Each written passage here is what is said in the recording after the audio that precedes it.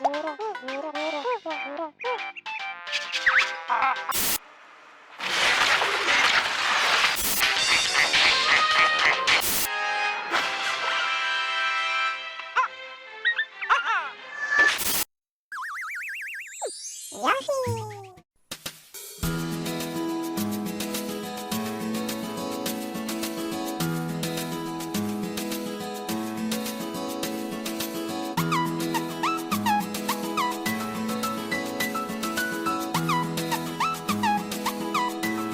Who knew that a platformer made entirely out of textile materials could be so charming? Well, Nintendo found out when they released Kirby's Epic Yarn for the Wii in 2010, and they decided to textile up another of their mascot platformers with Yoshi's Woolly World on Wii U in 2015. Now, the Wii U wasn't short of 2D platformers, especially when you consider the console's ability to play Wii games, so it is a little odd that Nintendo decided to bank on Good Feel, the developer behind Kirby's Material Adventure, making a Yoshi game in a similar style. While Kirby's Epic Yarn was a unique take on Kirby with little to no Kirby mechanics, Yoshi's Woolly World is a sequel to Yoshi's Island mechanically. This makes the decision to make this a spiritual follow-up to Epic Yarn a little more odd than usual, doubly so when you take Nintendo's treatment of Yoshi's Island over the years into account, where they were making more and more expanded remakes of the game rather than proper sequels. What benefit does the woolen appearance bestow upon our lovable dinosaur dragon thing? Is it a worthwhile venture? Or is this just a strange, bizarre cop-out of a release to give the Wii U a retail title in 2015?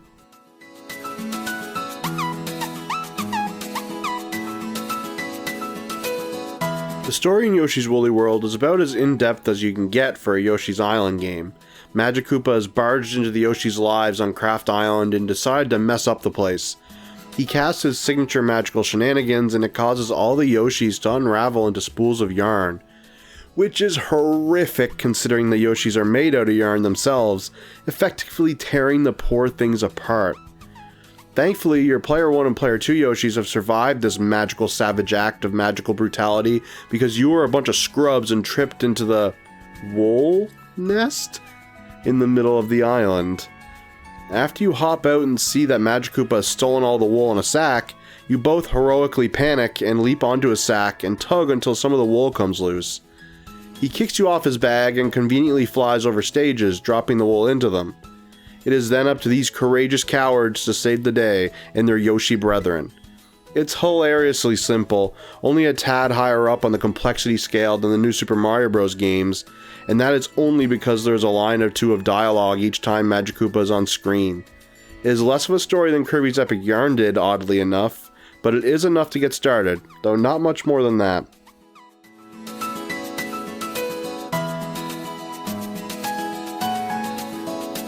As previously mentioned, this game is only a follow-up to Epic Yarn in appearance. The actual gameplay is that of Yoshi's Island. What this means is that you'll be meandering from left to right or up and all around as a lumbering Yoshi with all the abilities Yoshi had in prior Yoshi games. He can run, he can jump, he can eat some enemies and turn them into eggs that he can throw. The only difference from Yoshi's Island is that Yoshi is not carrying a whiny baby as a health meter and has to collect jumping hearts to increase his health, as opposed to the jumping hearts to increase Baby Mario's timer in Yoshi's Island.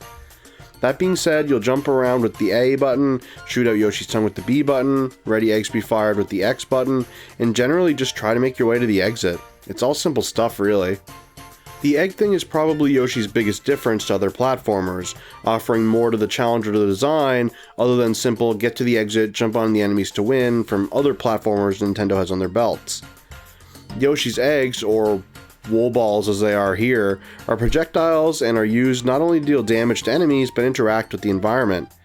Now this interaction is quite limited, being only used to hit enemies, hit outlines of objects in the world, or to hit the winged question mark clouds, but it is enough to make it stand out, that is, until you come across a hidden winged question mark cloud with no eggs around. To replenish Yoshi's eggs, you can do one of three things: eat enemies as mentioned before, find a really underused plant that spits eggs out, and a box that pops eggs out when smacked. All of these methods are in prior games, but what isn't broken you shouldn't fix, and they let you prepare for whatever the specific spot of a stage wants you to be ready for. You can arm yourself with up to 6 eggs at a time, and can technically get a secret 7th egg because you can use enemies as weaker, less accurate projectiles in a pinch. Now, for some of the things the game wants you to do, I find this egg limit quite, well, limiting. Thankfully, this isn't something that's going to matter 90% of the time, as the game is only really challenging in any manner when trying to get the collectibles, but the egg limit is part of the reason for that. Still, the eggs are what makes Yoshi Yoshi, and they remain a fun mechanic here. There's also Poochie, who is introduced in Yoshi's story, who you can ride on throughout the stage. He is only naturally in like 2 stages, but can be added to more stages with the use of badges. I am not sure the point of this, as Poochie's entire mechanic is he runs in the direction you're facing, even if standing on him, and jumps really high when reaching a wall. The couple of times he is with you, naturally, he is used to solve puzzles, as he can grab items Yoshi can't reach, as he is smaller than Yoshi and can walk on spikes and such. I am not sure what value he would have in other stages, but it is disappointing he is so underutilized, as he could have added some variety to the game. While Mario and Donkey Kong zip and zoom through their stages, only stopping to collect power-ups or collectibles, Yoshi likes to stroll through his levels and take in the sights. What that means is levels are slower in pace than most platformers and require patience. Not out of challenge, but just regular old waiting around patience. This isn't necessarily a bad thing, it's just different and more mellow than other platformers you might be used to. Yoshi has more control with his jumping thanks to his flutter jump, which has been seriously buffed since his last games, as he doesn't lose any height if done correctly, making slower platforming more satisfying thanks to the increase in precision. Yoshi can also bounce off enemies for more height, though this isn't used extensively, only here and there. Another thing that makes Yoshi much slower is the higher abundance of maze-like stages compared to the others, well, Mario at least, as Donkey Kong is a linear affair. Taking a page out of Mario's Ghost House stages from Mario World and the new Super Mario games, Yoshi's Woolly World is home to some non-linear stages of its own. Unlike the Ghost House stages, which just have you trying to find the correct way through, the maze stages in Yoshi's Woolly World have you exploring the area, finding things you need to progress, like hitting switches or winged question mark clouds to cause platforms to appear, or finding keys. There are not that many of them, but they do stand out, and one of the reasons is because they make finding all the collectibles kinda a nightmare. There are also some bonus room-like areas that see Yoshi transforming into a vehicle or something else to proceed in the stage. These are reminiscent of the bubbles that transform Yoshi in Yoshi's Island, but they are infinitely more guided and limited than they were in that game. You might see Yoshi turn to a digging machine, you might see Yoshi turn to an umbrella, you might even see Yoshi turn to a motorbike. They add some variety here and there, but they are severely underutilized in the main game, making it easy to forget that they were there at all. Kirby's Epic Yarn had these as well, but with how that game worked, they fit a lot more, as Yoshi isn't constantly turning into things here. But hey, it was a thing in the old game, so it gets a pass.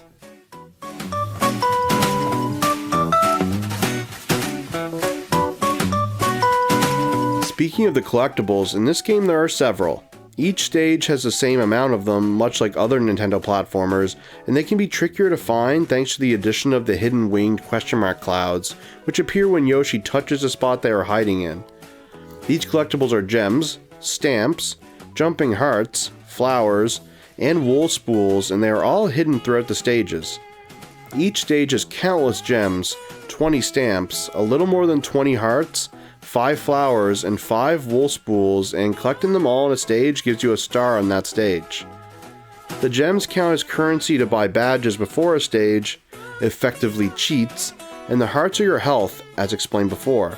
Ending a stage with 20 hearts is required to get 100% in that particular stage, which is why there are more than 20 hearts a level, and hearts can be found from wing clouds or by passing through checkpoints scattered about the level.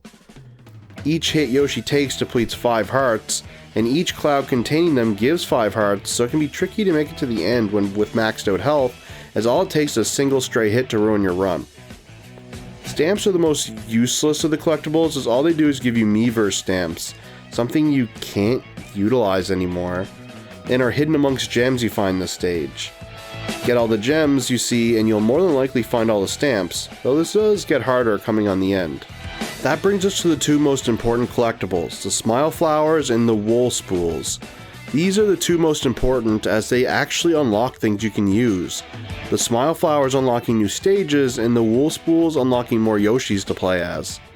If you collect all 5 Smile Flowers in all 8 stages in a world, you'll unlock that world's secret stage, which has its own Smile Flowers and Wool Spools to collect. These stages are more difficult than the regular ones, so they are worth unlocking if you want to do it all, or if you want to test yourself against what the game thinks is difficult. The other thing that Smile Flowers do is add a bonus point to the goal roulette at the end of the stage. At the end of every stage, you jump through a hoop that doubles as a roulette. If the roulette stops on a flower, which is only there if you collected the attributing flower in the stage, you'll enter a bonus game which has you doing various things to collect fruit, potentially as a callback to Yoshi's story. The more fruit you collect, the more points you earn, and the more points you earn, the more gems you are awarded with. Considering gems are just used for cheating with badges, as there are no lives in this game, they're kinda useless unless you really want to make the game easier. As for the Yoshis, it does what it says in the woolen tin. It unlocks different skins for you to play as. Since they are all yarn, they don't fit in any real pattern, being whatever the designers want to make, and frankly, most of them are pretty garish and unappealing. There are some really cool ones and some cute looking ones, but most are ugly and just too showy without having anything much going for it. Still, it's worth unlocking them to see if it's one you'll want to use or not, and the wool on the stage reflects colors used for the final product, so it is interesting to see what the colors you are collecting are going to turn into when you complete the stage.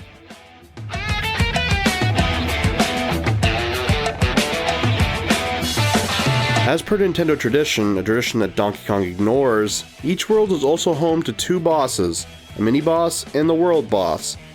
These bosses are fun at times and frustrating at others. Fun because it is fun to figure out the boss's patterns, and frustrating because you get one shot to hit it before you have to wait out its attacks again. This is usually just a problem with the mid-bosses, as the world bosses are a bit more clear. This is the case because the mid-boss is just a larger, regular enemy and is reused later in the game, but the world boss is actually unique with its own visual and its own attacks. They are still fun overall. The largest frustration comes in when you actually die during one of them, as checkpoints are not always right outside the boss door. Still, they are a million times better than the new Super Mario Bros. Bosses and are easier than the Donkey Kong bosses, while still being fun and unique to fight compared to the rest of the game.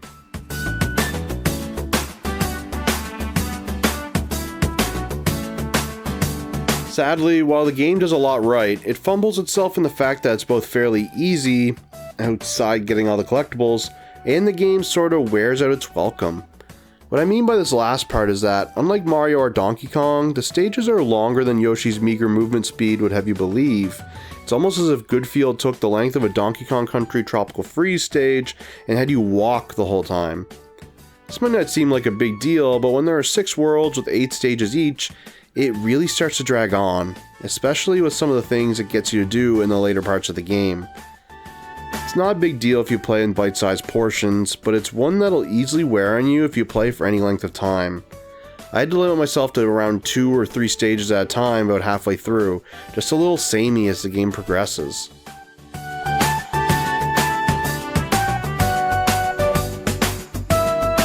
I think it goes without saying that the game is absolutely gorgeous.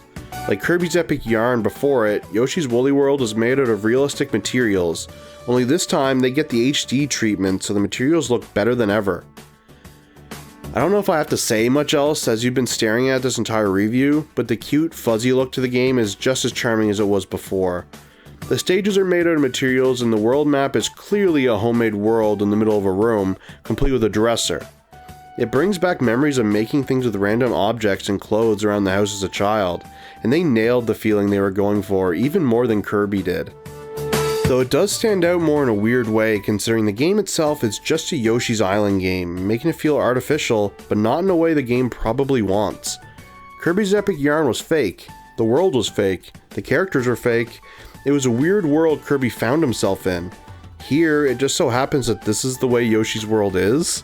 It's just odd and stands out in a weird way when you think about it. Of course, this is just nitpicking as the visuals are cute, the animations are cute, Yoshi's mannerisms are cute, and the music is fun, mellow listening. Looking at it and listening to it is just as much of a calming experience as playing it.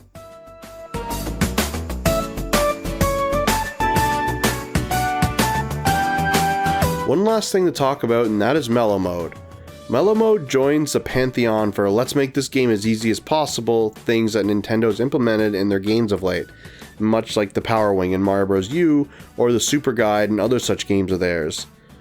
It gives Yoshi wings and makes his flutter jump stronger by making it near automatic. All you have to do now is hold jump and you'll float indefinitely and lose no height. You also start with maxed health, 20 hearts, and double hearts drop. Now this is fine, as they want everyone to be able to play the game, but this one is more insulting than ever, as the game isn't overly difficult and you can play this right from the beginning. In the other games with modes like this, you needed to die so many times on a stage before it was unlocked. Here, you can do it right out the gate. Though it does also slow down the egg cursor, which I feel the devs thought would make things easier, but instead it can make things harder, as the cursor always starts at the bottom and has to travel up, making it take an eternity to be able to hit something above you. Not much to really say about it, but it's kinda a bad sign that an easy game needs an easy mode.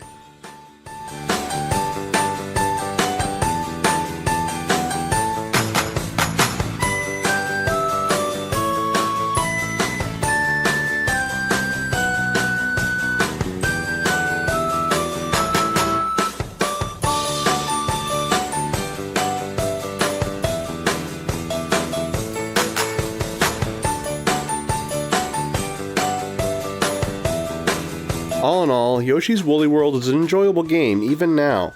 One of the biggest reasons is because no other game plays like Yoshi games, and there are so few of them that aren't remakes. The yarn visuals remain striking and only gotten more beautiful in HD, and the music is fun and bubbly. The slow, plodding gameplay isn't for everyone because it really is slow at times, but it makes for a more engaging experience when the levels are designed more around it and not just traditional platforming. The bosses are fun challenges and the variety of stages is great, though they could do more to increase the variety in general for the game, as the transforming rooms were too few and far between. Regardless, this is a great platformer for a console that is filled to the brim with them. It's no classic, but if you are in the mood for a chill and mellow platformer, you can do so much worse in this fun time. This chill mood just made me slip Yoshi a very strong 8 out of 10. Just make sure you ignore the badges or mellow mode, or the game might just play itself.